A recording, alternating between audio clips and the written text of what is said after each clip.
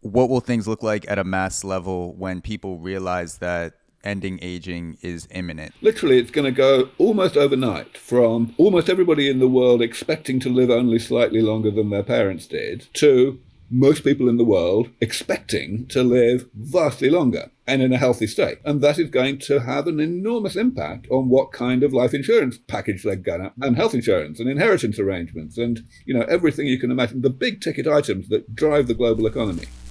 This time, I sit down with Aubrey de Grey. Aubrey is a research scientist who has made it his life's mission to end aging. That's right, end aging.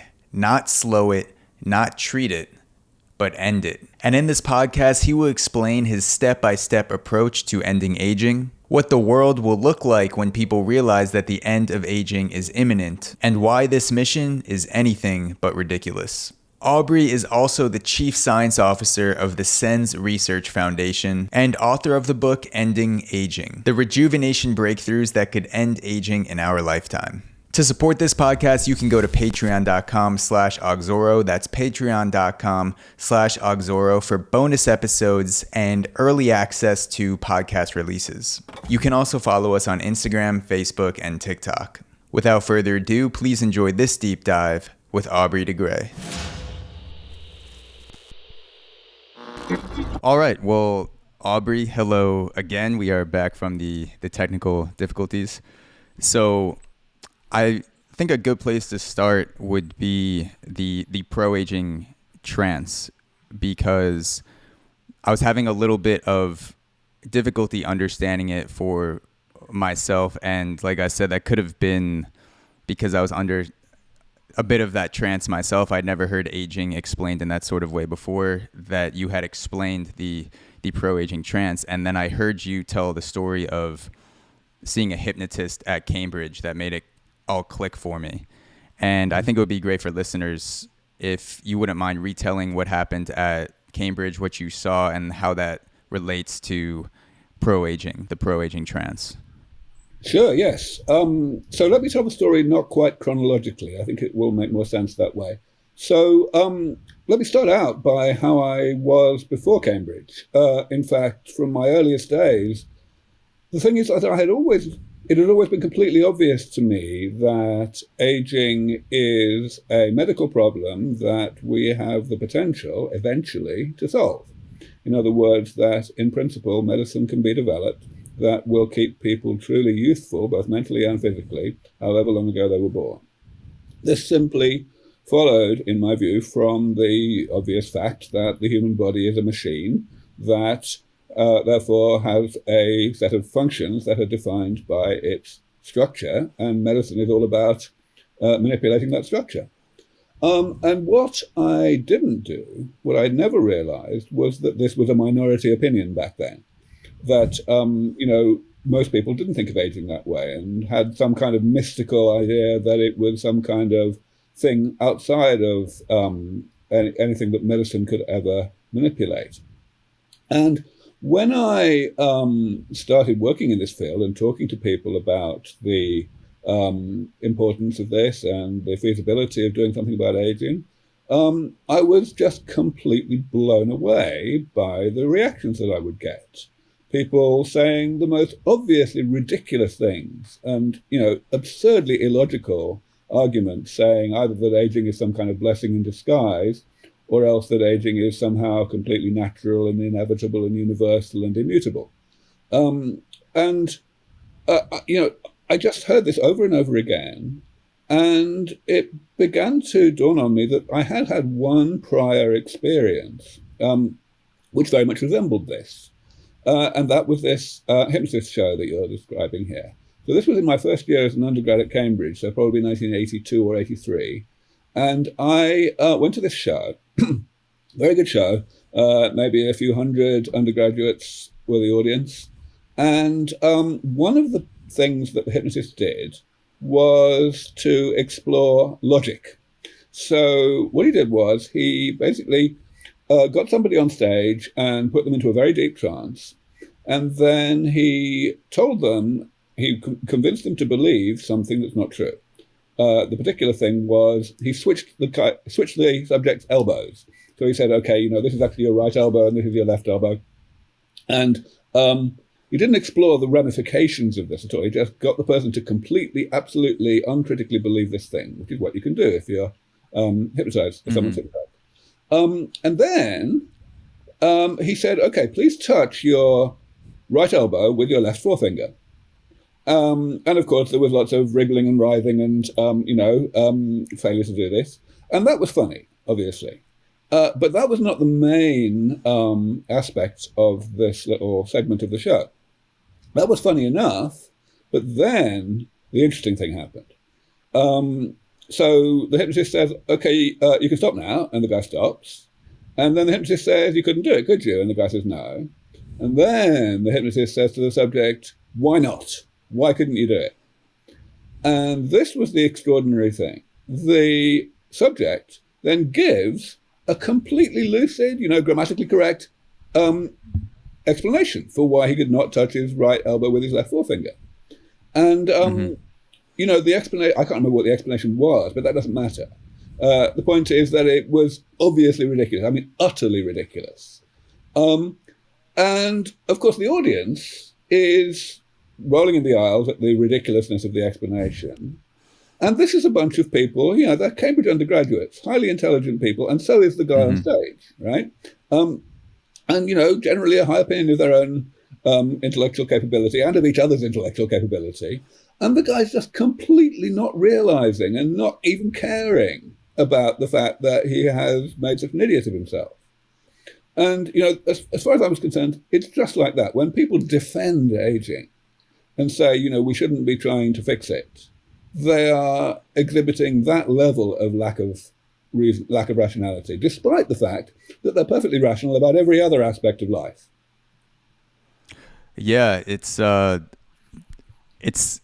crazy to think because, I've never been hypnotized before by a hypnotist. I'm sure I've been hypnotized by other ways of thinking in ways that I haven't even realized. But it's crazy to think that if you can see a logic that may be completely ridiculous to other people, but when you're experiencing it yourself and you're seeing everything from your own point of view, it seems factual and it seems accurate, and you don't see it as a break in the system. You see it as, this is the way it is for me, so of course everyone else has to see this as well. Of course everyone else is seeing things the way I am.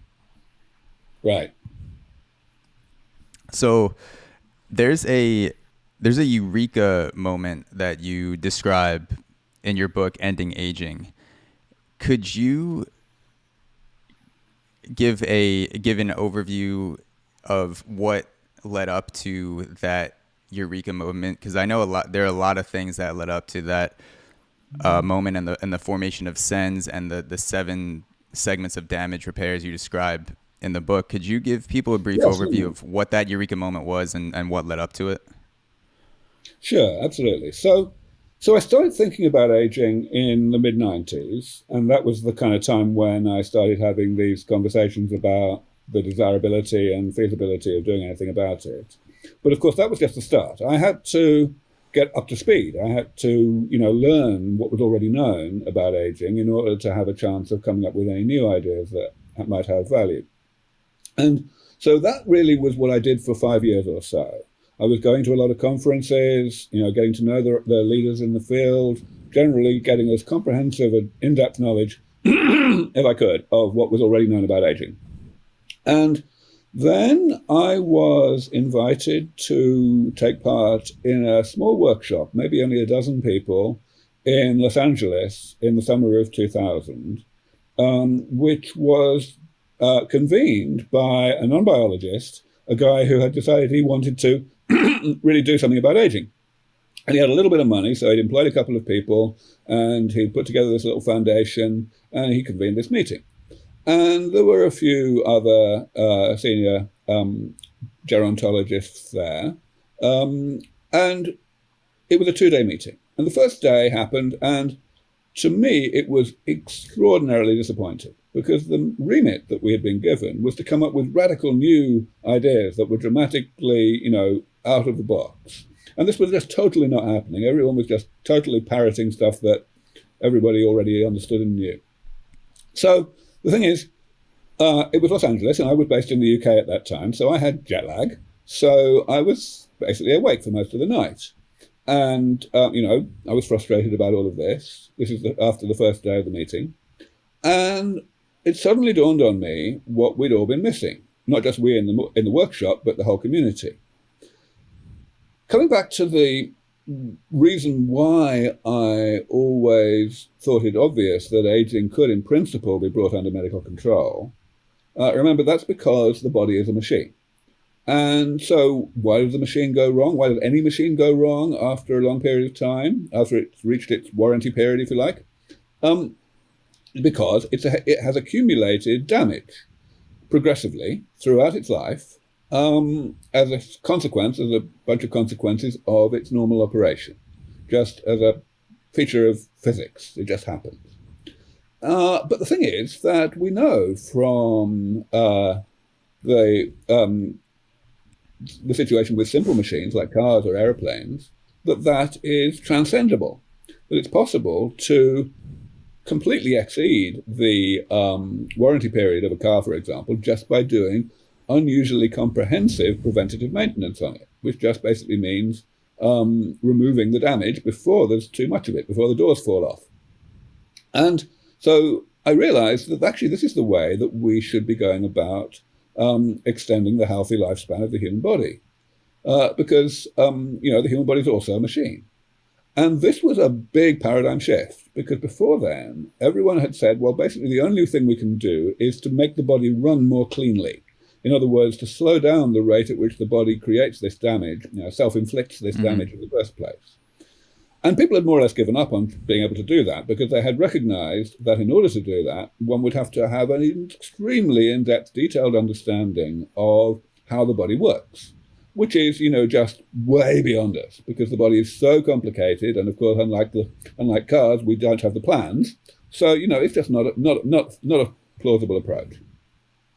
Whereas preventative maintenance is completely different, because there, the only thing you have to do is to characterize what the damage is. In other words, what changes are happening to the structure and composition of the body.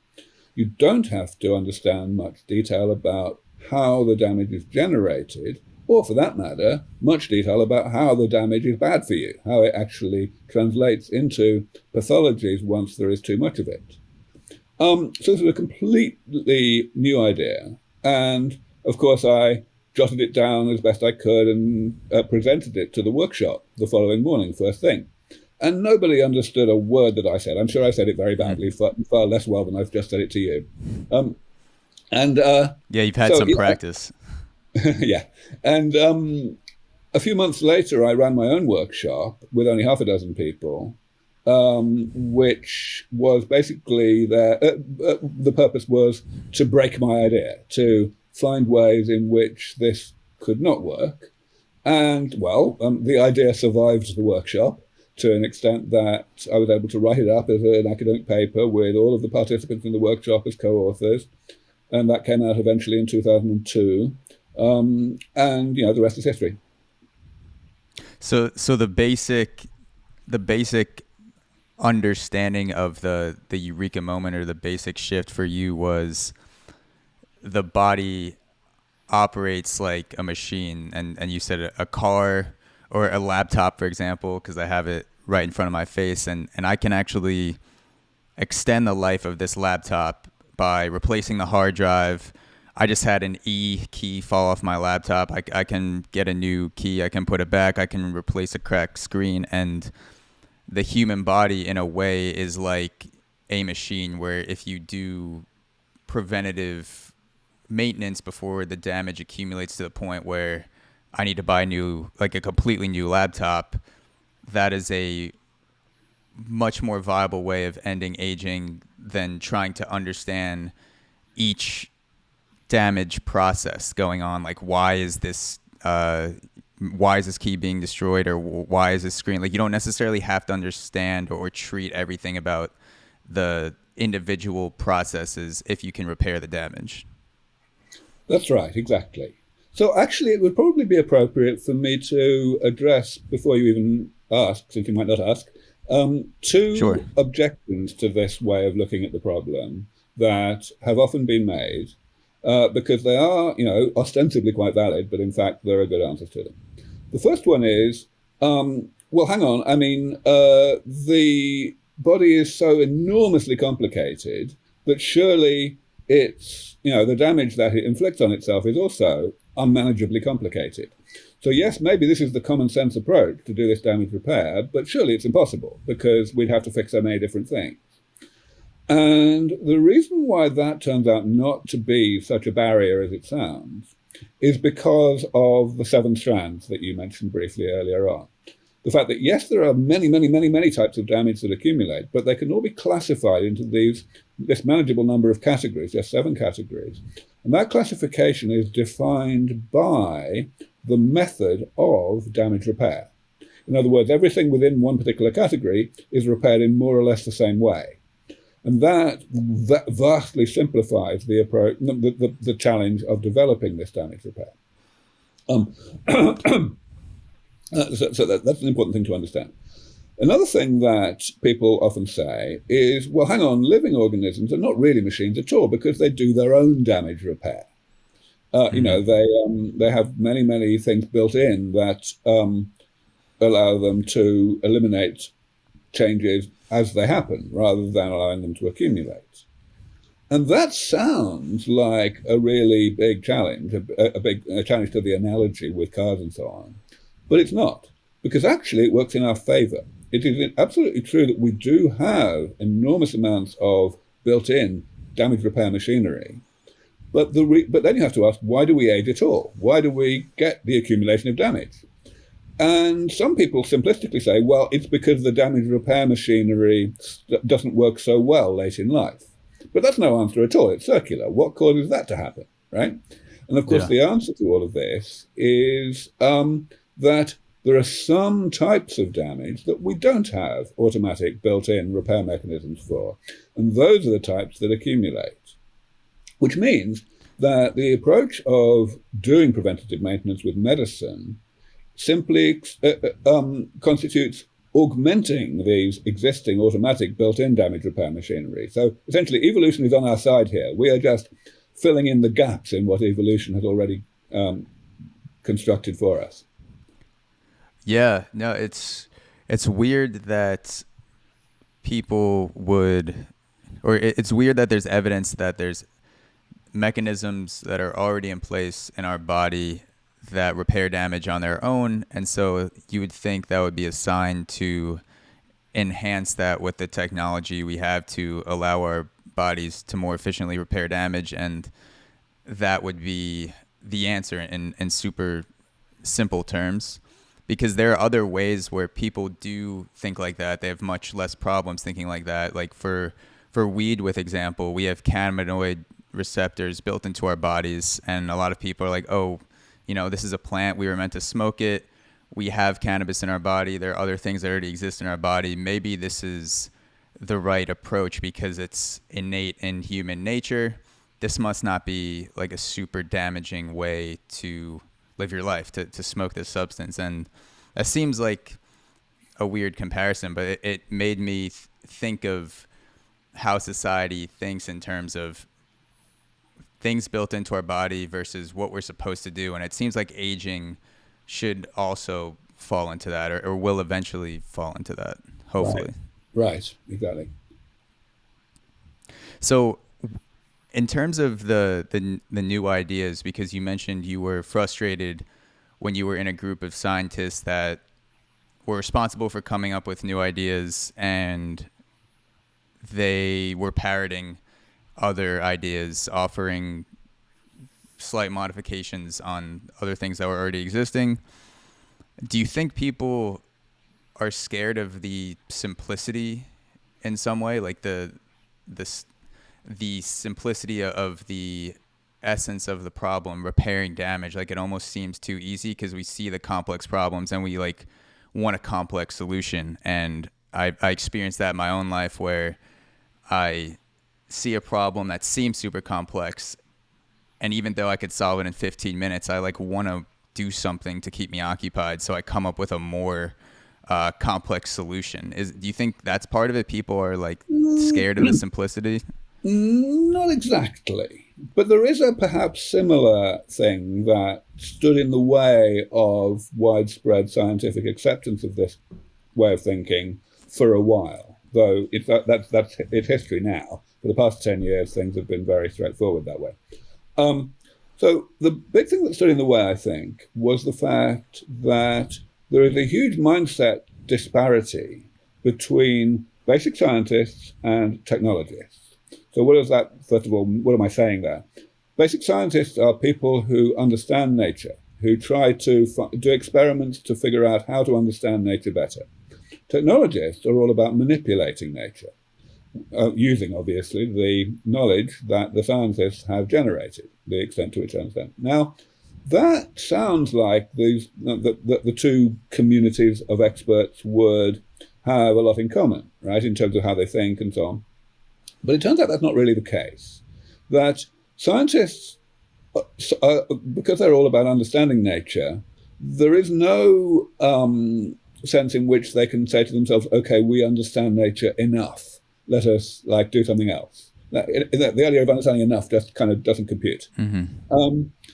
And so the best experiments are the best questions are the ones whose answers will generate more questions.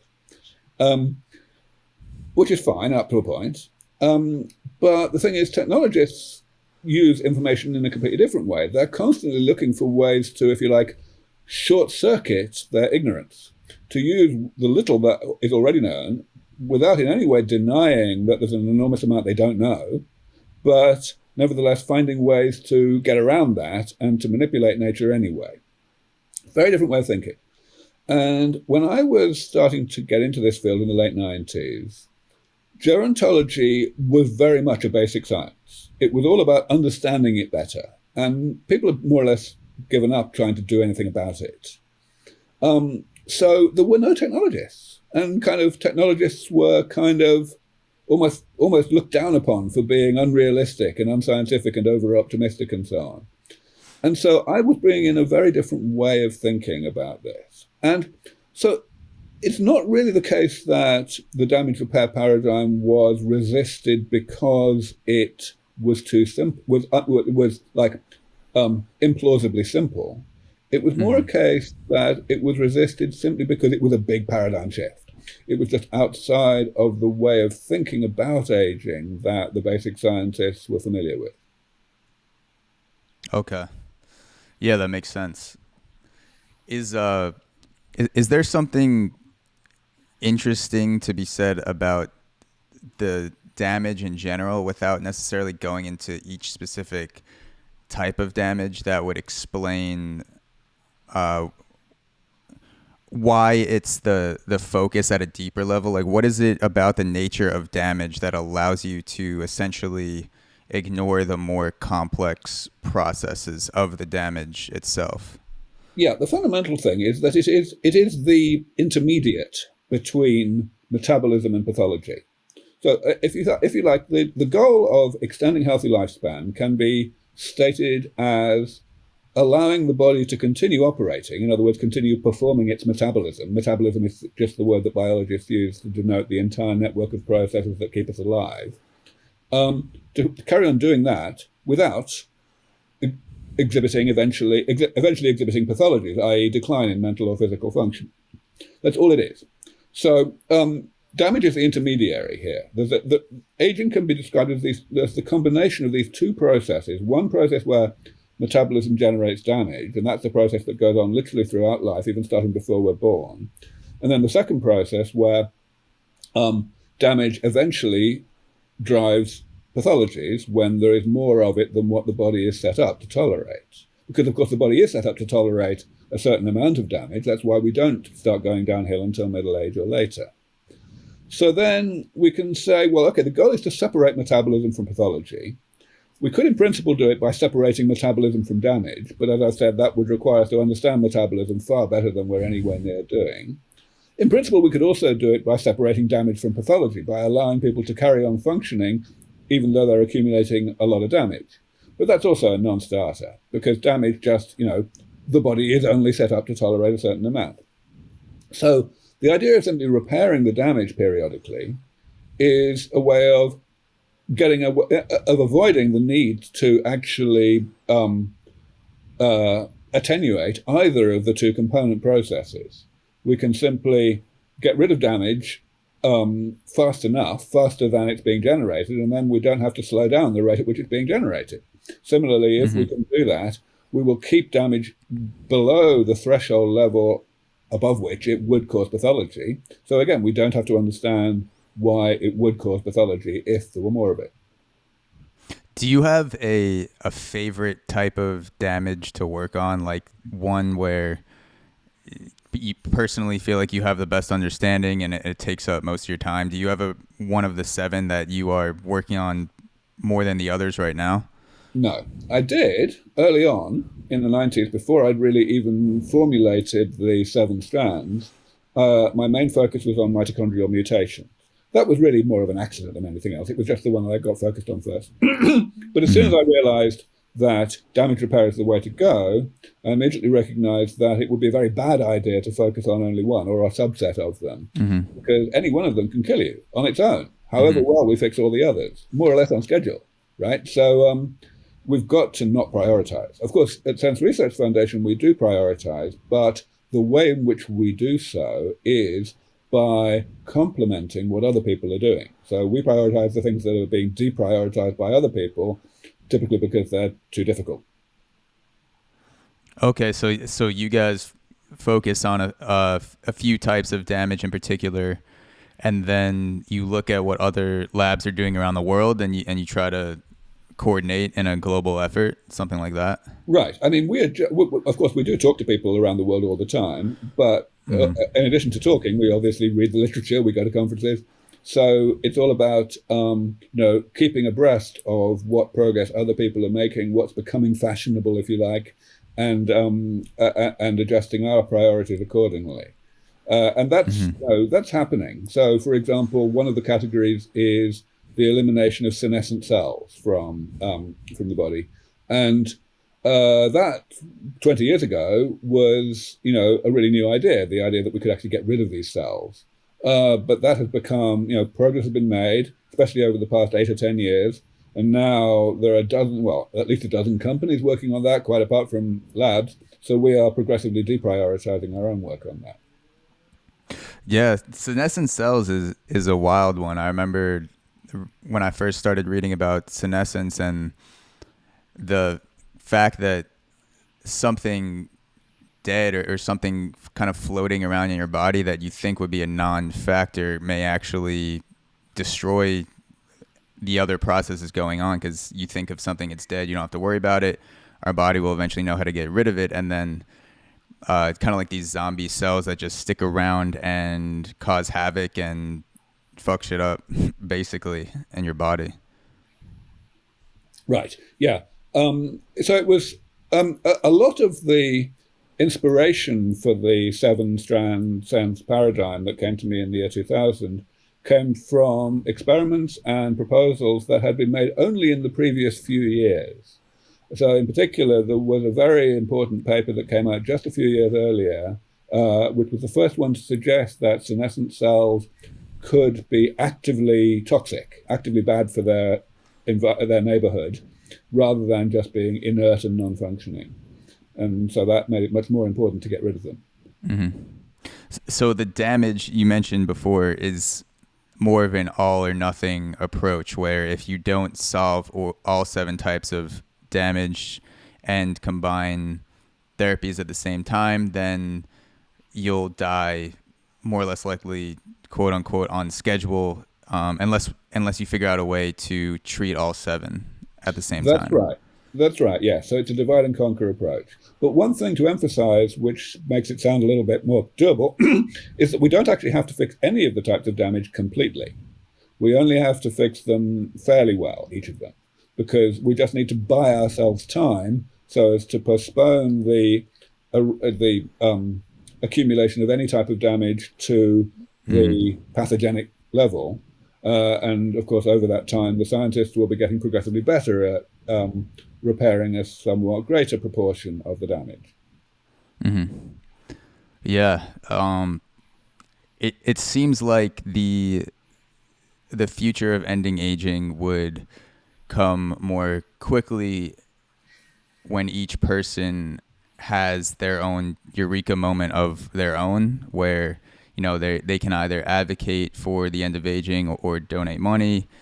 And yeah, there are billions of people around the world where it's possible that each of these people can have their own personal moment in their own way, like you did, where you kind of realize that this is actually going to be a thing. This can actually happen. And when you encounter people, the average person, not necessarily scientists, but when you encounter people that are so stuck in their thinking about aging, what are the most successful ways or language or things that you've said to them that have kind of helped them go through that internal shift more quickly or more effectively?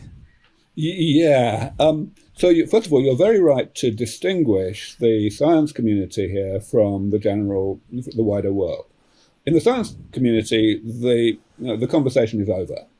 For the past 10 years, everyone has understood that damage repair is a very reasonable way to go.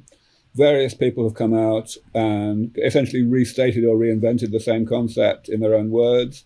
And some of those reinventions have become extremely influential. And, there's one particular paper came out 8 years ago that has become more or less holy scripture within the field. And it's basically just a complete restatement of the idea that I put forward a decade earlier. Mm-hmm. So I never have to have that conversation anymore with scientists. The only real difference or spectrum of opinion that exists within the expert community is with regard to timeframes. Some people are more pessimistic than me in terms of how rapidly we will get there, and that's fine. There's no real problem with that.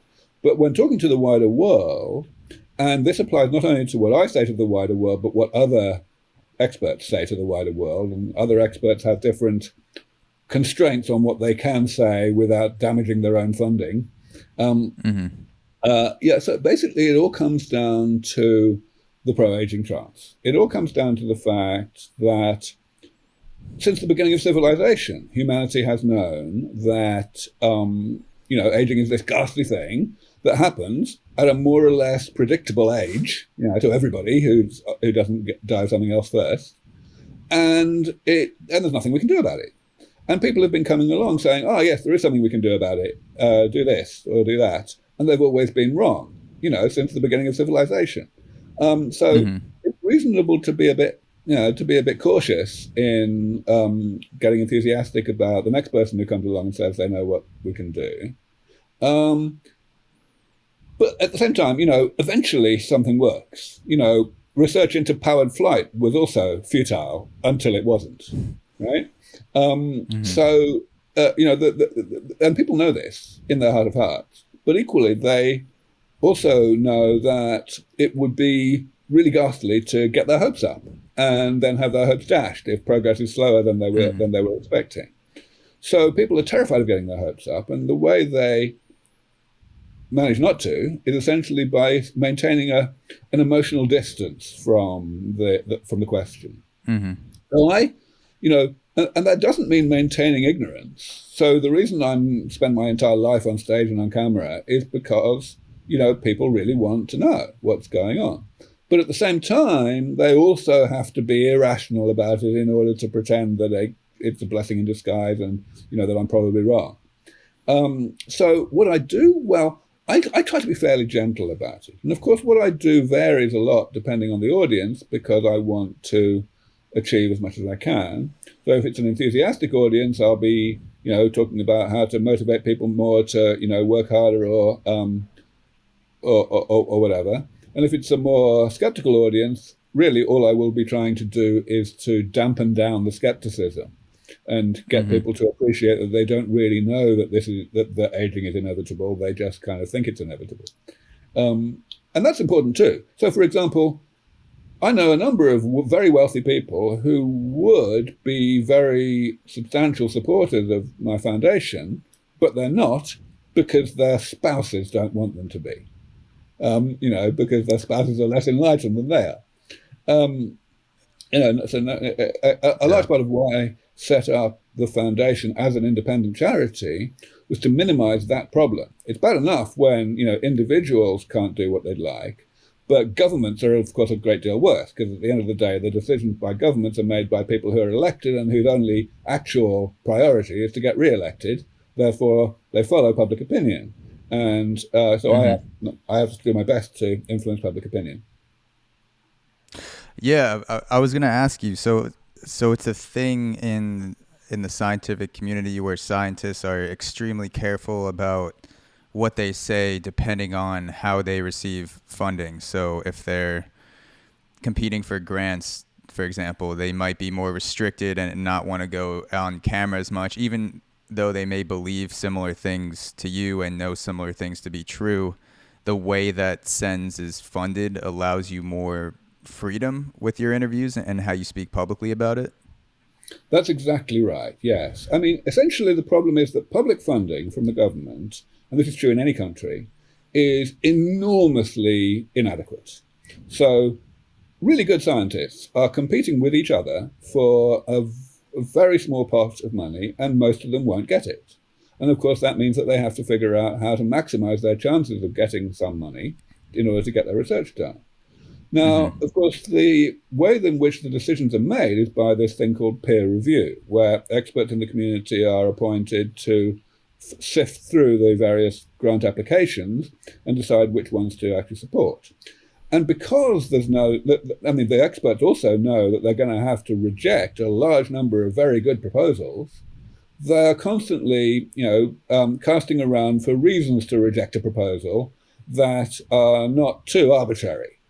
And a really good reason that's safe and covers their ass is to say, oh, well, this guy shouldn't be funded because he is in the habit of saying irresponsible things to the public and getting people's hopes up unjustifiably.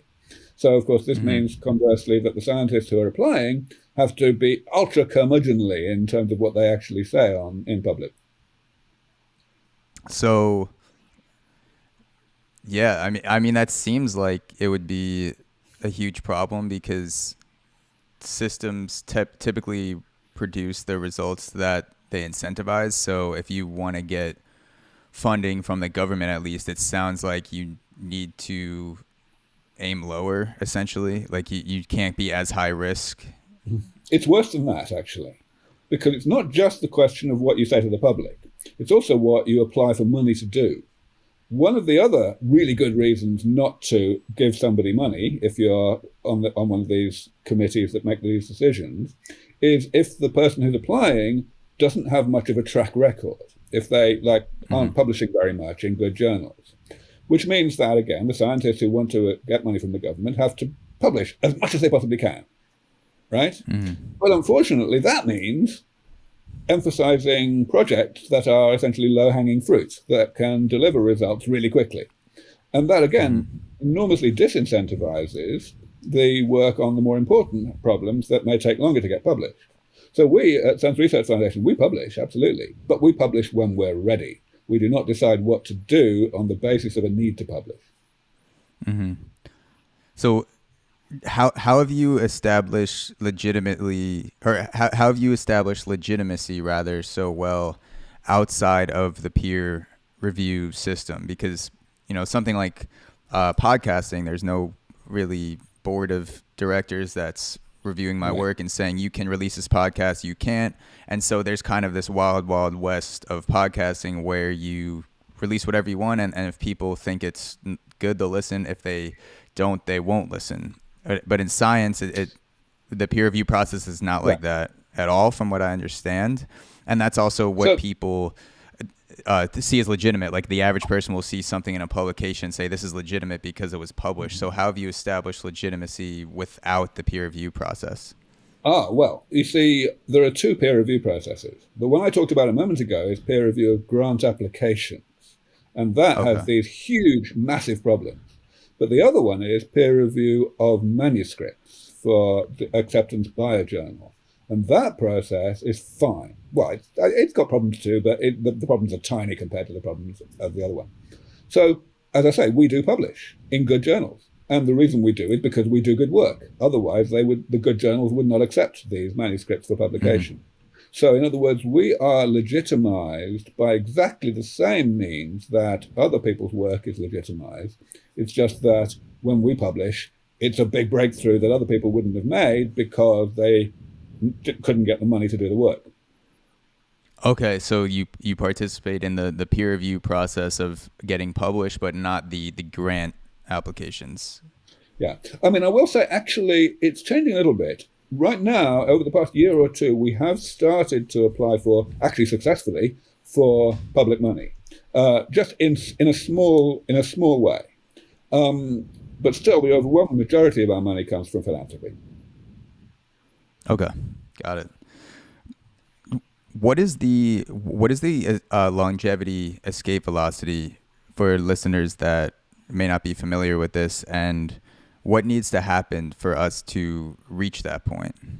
Right. So longevity escape velocity is a concept that I first defined and talked about probably in, I'm going to say, 2004.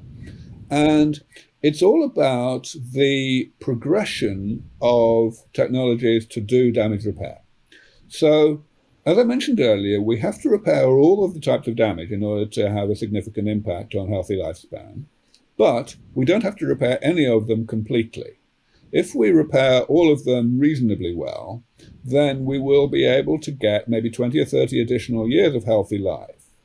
And the key thing is, because it's damage repair, because it's actually bona fide rejuvenation, those extra years can be enjoyed by people who were already in middle age when we actually first applied the therapies to them, because it's going to be able to repair damage that had already accumulated in those people's bodies throughout the rest of their lives. It's just that damage had not reached the point of making them sick yet, but it was close, right? So, supposing we repair, let's say, 3/4 or 2/3 of the damage that was in this person's body at the age of, let's say, 60, then the 1/3 that was not repaired, that will have been because it was somehow too resistant. It was more difficult. And so the damage repair therapies didn't work on that subset of the damage.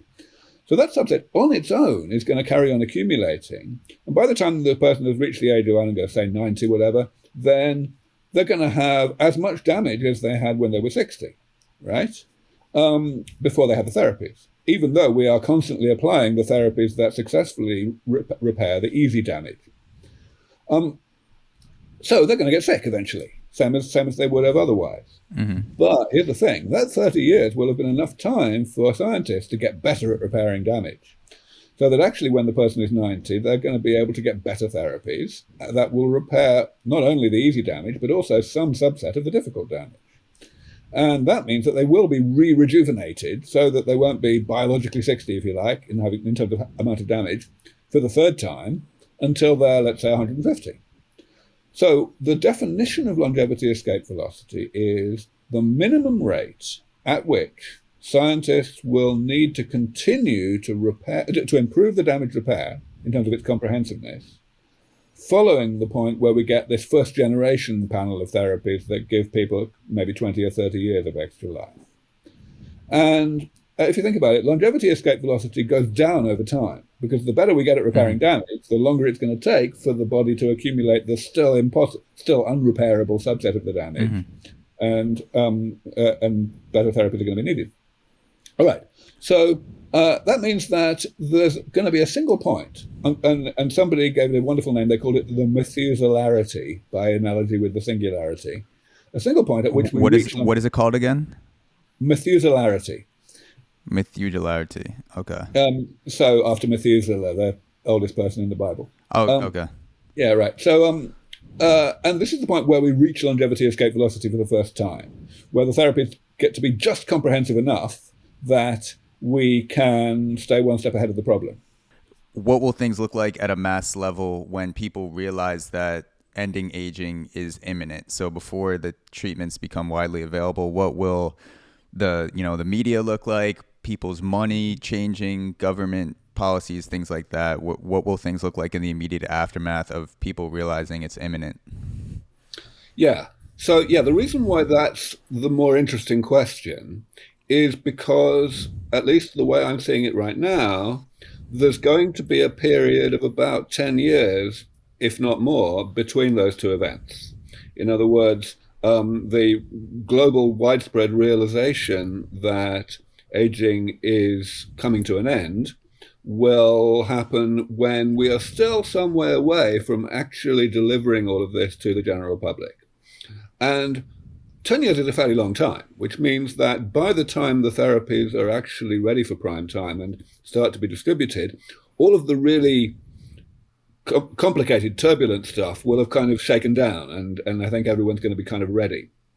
So, so what I think is going to happen basically is, and I think this is probably going to happen within the next 5 years from now, that results in the laboratories of scientists around the world, and also to some extent in the clinic, in terms of the early stages of rolling certain therapies out for humans, these things will progress to a sufficient point that most of my colleagues within the biology of aging community will start to say things that sound a bit like what I already say, about how, this is a tractable problem and it's only a matter of time before we bring aging under medical control. We are just beginning to see the first shoots of that already. Probably the best example is David Sinclair, who has always been one of the more courageous people in terms of his public statements about aging and his intolerance of bullshit, shall we say? Yeah. And he wrote a book only 18 months ago, which was called something like "Why We Age and Why We Don't Have to," which is like more or less what I did a decade earlier. And that's not because he's more cowardly than me. It's because he has the disadvantage of being a professor at Harvard and, having to worry about where his next grant application is going, and also, of course, these days worrying about investor sentiment. So he has to be a fair bit more cautious than I need to be in terms of what he says. But things are moving so fast in laboratories around the world, as here's everyone else's, that it's becoming possible to say things like that and get away with it. And of course, I'm pretty prominent myself, but I'm just one person. And so when I go out and say these things and nobody else is saying them, the opinion formers of the world, the Oprah Winfreys and so on, they listen to the center of gravity of publicly stated expert opinion. And I'm not that. But I will be fairly soon because of the advances that are going on. And essentially, what's going to happen is that people like Oprah Winfrey are going to be the catalyst, just as they are for everything else. The opinion formers around the world will start saying, well, look, people are saying it's only a matter of time, so let's try and make it a little less time and save some lives. And like the following day, it will be impossible to get elected unless you have a manifesto commitment to, to have a war on aging. And of course, the economic arguments are also people are actually going to start listening to the economic arguments that have been made by myself and my colleagues for a long time now, to the effect that, the sooner we actually bring aging under control, the more prosperous we're going to be. So that's when there's going to be an enormous amount of turbulence. And the turbulence is not going to be helped by the fact that people are going to be taken by surprise. So, I get a chance to speak at conferences with, pension funds and insurance companies and so on. And the talks I tend to give to groups like that are called things like anticipating the anticipation. In other words, basically I'm saying, listen, what's going to happen is there's going to be this extremely sudden step change in people's expectation of how long they're going to live. Literally, it's going to go almost overnight from almost everybody in the world expecting to live only slightly longer than their parents did, to most people in the world expecting to live vastly longer and in a healthy state. And that is going to have an enormous impact on what kind of life insurance package they're going to want, and health insurance and inheritance arrangements and, everything you can imagine, the big ticket items that drive the global economy. The financial institutions are just not going to be ready because they have had their heads in the sand listening to the actuaries telling them about the historical trends of life expectancy and, just extending those trend lines, which of course gives the completely wrong answer. So, unless they actually wake up and, anticipate the anticipation, in other words, they actually develop, potential products that will satisfy the new reality that will dawn so suddenly, they're going to go bankrupt. And some people are beginning to listen. But my fear is that only a small minority of such people will have listened enough to have actually done anything by the Yeah. time that this tipping point actually occurs, only a few years from now. Yeah. So you think that that shift in science communication where more scientists will feel more comfortable or get the balls to start talking about this type of stuff publicly, you think that will happen sometime within the next 5 years? I do, yes. I mean, remember, we're talking about a very small number of people here. There's a maximum of Hmm. like a dozen of us who are, acknowledged experts on the biology of aging, and we do a lot of public interface. A lot of interviews, a lot of talks to the general public. Very few of us, and we're all good friends. We know each other well. We know each other's views well. So, I'm pretty sure, in my estimation, of what it's going to take to get those people to come and say the kind of things that I already say. Yeah, and it seems like, as an outside observer to the science community, I listen to a lot of podcasts, and up until recently, it seemed like there's been this almost like two worlds where there's the worlds that the scientists know where they go into their labs and they know how the results are going in real time, and then there's the world that they choose to reveal to the public. And I appreciate the people like you who are willing to get on podcasts and get on interviews and say how things are going in real time. And another guy that I like listening to a lot is a neuroscientist named Andrew Huberman, who's at Stanford. And, he gets on a podcast and just says, like, this is what I've been working on this week. I'm not going to wait till this is published or super polished to talk about it. I think that's an important thing to tell the public. And so it seems like, at least from the content and podcasting game, which I do have a pretty good pulse on, that science communication, that will be a good outlet to change the conversation, and already is becoming one. Totally. Totally. So something I wanted to ask you, because you spent a few years researching artificial intelligence before you shifted to biology. Is there anything you took with you from AI research that is proving advantageous now as you're working on ending aging? Because I imagine that those two worlds are colliding or eventually will collide as artificial intelligence continues to develop alongside the treatments.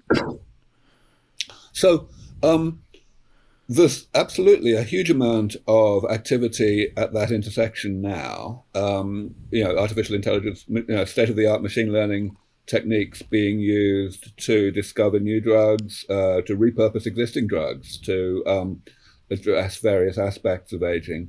It's a very, very vibrant field right now. But it doesn't really have anything to do with what I used to do. Back when I was working in artificial intelligence, machine learning as we know it today didn't exist.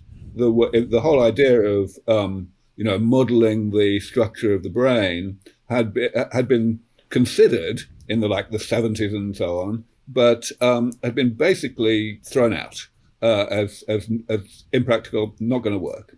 Now, only a few people recognized that that was premature, that actually there was life in that area of research.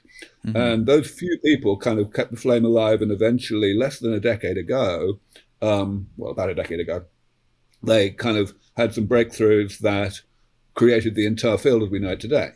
But back then, in the 1980s, when I was working in this field, it was all the opposite way of doing things, what was called good old-fashioned AI, which basically just means a symbolic approach trying to codify reasoning in mathematical terms. And so really, my experience back then doesn't have much to do with today's interface between AI and biology. However, when I made the switch, so we're talking the mid-90s now, at that point, it was enormously valuable to me. Not in specifics in terms of the actual artificial intelligence work I was doing, but rather because I was coming into the field with a goal-directed, technologist mindset and a way of looking at data that was completely complementary, completely different from the way that everyone else in the field was doing. The people who were career biologists and who were regarding aging as a phenomenon to be understood better rather than a phenomenon to be actually manipulated. And, honestly, I think I was just in the right place at the right time, because it was only in the few years prior to, or around the time that I switched fields, that a lot of the data came along that allowed me to formulate the whole damage repair paradigm. And indeed, a lot of the reason why it was difficult for me to communicate this to my colleagues within gerontology early on was that I was bringing ideas together from areas of biology that had until then not been viewed as relevant to gerontology at all. Some of them not even medicine. Like I stole a really important idea from environmental decontamination, which has got nothing to do with medicine at all. But I saw how to adapt it. And that's the kind of thing that very rarely happens in areas where the experts are all basic scientists. So the timing was super important for you switching from AI to biology. Things had developed to a point where had you switched earlier or later, it wouldn't have been the same effect? Well, certainly if I'd switched earlier, I wouldn't have had the substrate with which to bring things together. There was just not enough. Most of the components were not there yet. If I come along later, well, it's hard to know, to be honest, because, it depends how much later, of course. I would say if I'd come along 5 years later, there probably still wouldn't have been anyone except me. But maybe 15 years later, it would have been different. Yeah. So going off of artificial intelligence, I've read a decent amount about Neuralink and Elon Musk, and he's a huge figure in science and pop culture, which is rare. And he talks a lot about blowing up rockets and failing in spectacular fashion, and he's pretty open about the fact that if we weren't blowing up rockets, it would be weird almost, because if you're trying to do something like get to Mars, you should be, screwing shit up in a periodic fashion, or else you're not going to get there. And he actually calls it a rapid, unscheduled disassembly, which I like, because I feel like that's a better way to think of things falling apart, whether it's a rocket or your life. It's not a failure. It's just a rapid, unscheduled disassembly. So for ending aging, I wanted to ask you, what's an example that stands out to you that is a rapid, unscheduled disassembly in your research and your work, the ending aging version of blowing up rockets, blowing shit up, where you tried something, it didn't work, and you moved past it? Yeah. Well, of course, aging is really a rather painfully slow, unscheduled disassembly. In fact, it's kind of scheduled. That's kind of the thing that's so scary about it, is that you pretty much know what kind of chronological age you're going to start suffering aging at. So, first of all, I want to say I'm a huge fan of Elon Musk. I think, he thinks like me. He's absolutely, the kind of person who understands that you've got to really aim high in order to make progress. But not really is the answer to your question. Essentially, I can answer this in two ways. First of all, at the level of the overall SENS plan, really one of the best pieces of news that has increasingly emerged over these years is the lack of news. In other words, the fact that we have not discovered any new category of aging, any new type of damage that needs a new approach to fixing it. We have not even discovered reasons why the approaches to damage repair for the existing 7 categories are in some way not going to work after all, and that we need a new plan for some particular type of damage. None of that has happened, which is fantastic. It means that the whole paradigm is very much standing the test of time, which of course is increasingly strong circumstantial evidence that it's going to carry on standing the test of time. Mm-hmm. So that's a great thing. In terms of actual failures, well, of course, science is like that. You know, every time you do an experiment, it's because you don't know what's going to happen. And when things get to the clinic, then the experiments start to get very expensive. You know, you actually have to have a lot of money to run a clinical trial, and most clinical trials fail. So yes, that's beginning to happen. So last year, for example, there were a couple of really rather high-profile examples of this in the aging field. A company named Restore Bio ran a phase 3 clinical trial for basically a calorie restriction mimetic that did not reach its clinical endpoint. And the company collapsed. They were already a public company. They lost literally, I think it was 85% of their share price. And they ended up having to essentially do some kind of reverse merger and essentially give up completely on aging. It was, you know, a big disaster. But this is what you expect at this kind of stage. So, I mean, investors are not stupid. They understand that sometimes you have to just roll with the punches. And so there was the other example last year that went a very different way. That was Unity Biotechnology, which is the leading company in the C-analytics space. They ran a clinical trial. This was a phase 2 clinical trial.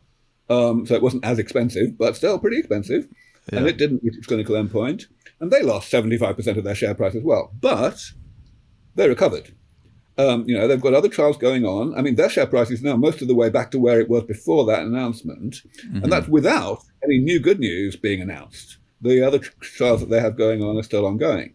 So, you know, the diversity of the field in the private sector is now so great that not just in terms of people but and companies, but also just the types of technology that have the potential to be very profitable indeed.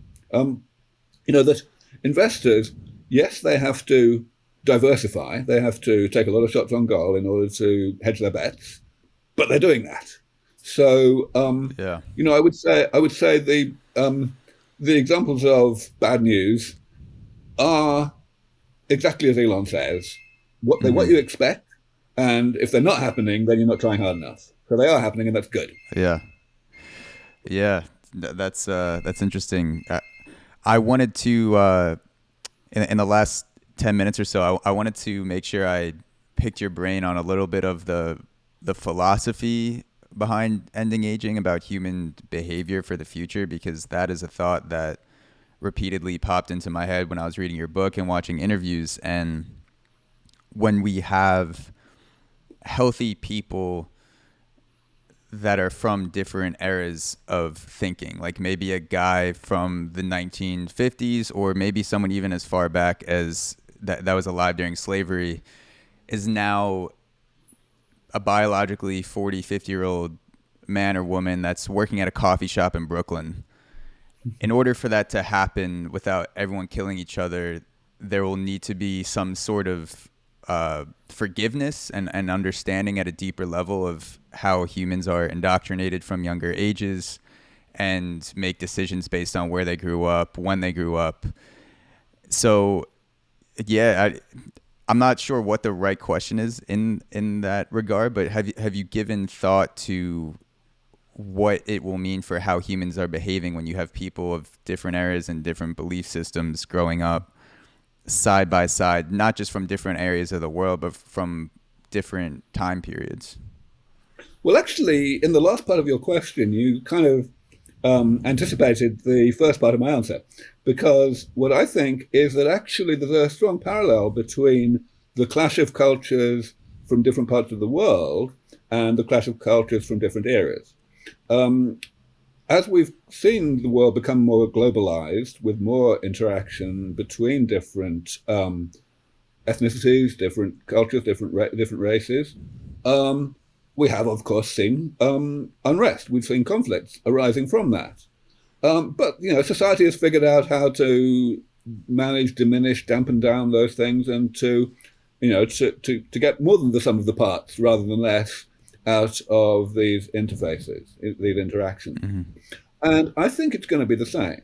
I think what we have right now with the clash of the generation gap, if you like, is largely driven by the fact that different generations, groups of different ages, have different abilities and uh, um, different views of their futures. So people. Jeanne Calment, the world record holder for lifespan, was asked one day when she was like 113. She was asked, "Look, how do you see your future?" And Jeanne Calment said, "Short." Right. So if that's no longer true, if people's future is not defined by their past because they don't have aging anymore, then it seems to Hmm. me that that will offer a great opportunity for people of widely divergent chronological ages Hmm. to interface better. If you can keep up with your granddaughter on the dance floor, you might actually listen to their music a bit. Things like that. Yeah, exactly. Being, being a healthy person, sharing and living your wisdom through action is much different than, saying it from a rocking chair as you slowly Yes. slip away. So that's one of the things that excites me a lot when I think about it is people with decades and possibly centuries of accumulated wisdom that are able to act that out with their bodies rather than just, tell younger people how things used to be and what decisions they should make and they don't listen anyway. So yeah, that's something I'm excited about. Yeah. So I had a couple questions left to ask you, and you mentioned I forgot her name, who lived to 122, I think it was Yeah. Jeanne Calment. Jean Cama. You've mentioned in the past that a quote from one of your interviews is at a physical level, I have a very stressful life, and at a mental level, not at all. And something that people have in common that live over 100 seems to be that they encounter stress, but they're better at handling it. So for you, has that always been the way that you've operated? Have you cultivated that sense of moderating stress in such a stressful lifestyle? Like where does that come from for you? I wouldn't exactly say I've cultivated it.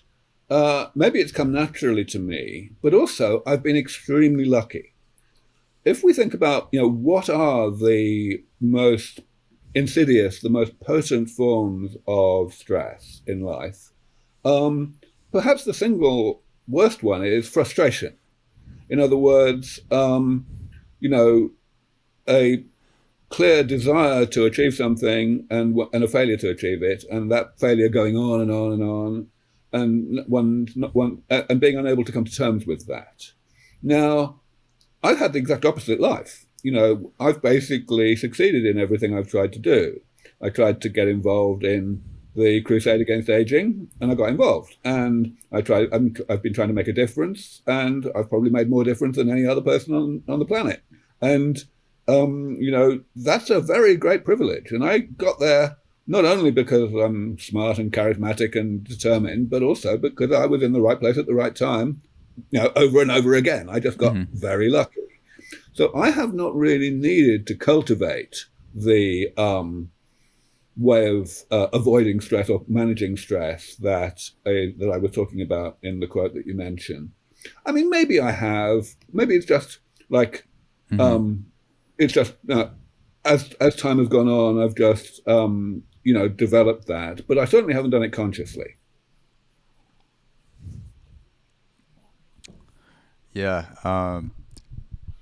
That's I feel a little bit in the same lane that you do, where I super lucky for how I've grown up and the stresses that I've encountered, that they haven't been anything too detrimental. And I also don't know exactly where the lack of freaking out comes from for the things that could possibly be detrimental or seem like a big problem that aren't actually.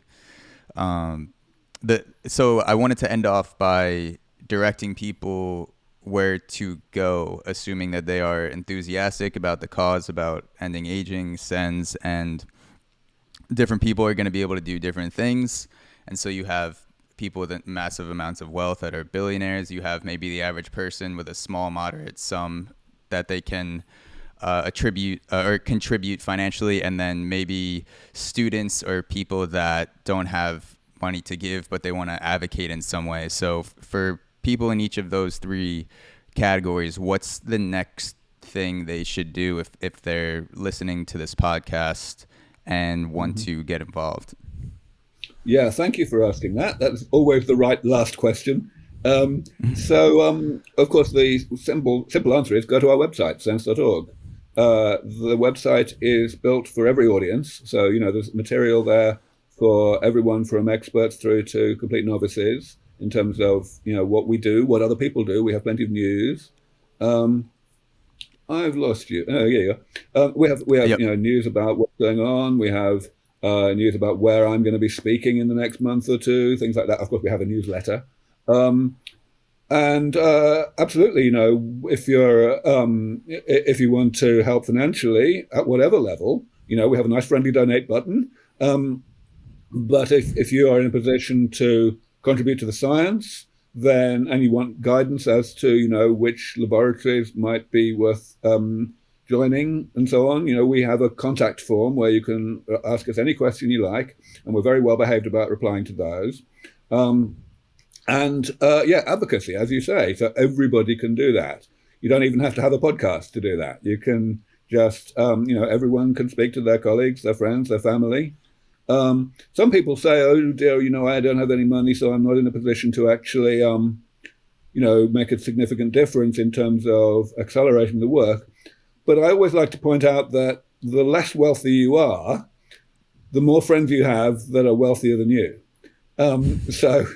It all trickles up.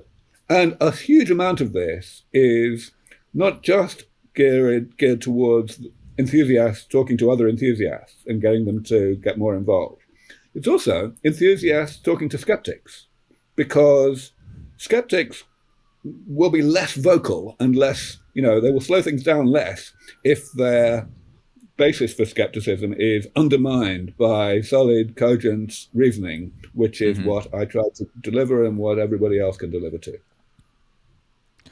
Well, thank you, Aubrey, so much for your time. And yeah, this conversation has been super insightful. I know your words and your work will convince a lot of people that haven't been convinced already. And yeah, I'm looking forward to the future. And again, thank you. I really do appreciate it. Well, it's my pleasure. Thank you very much too.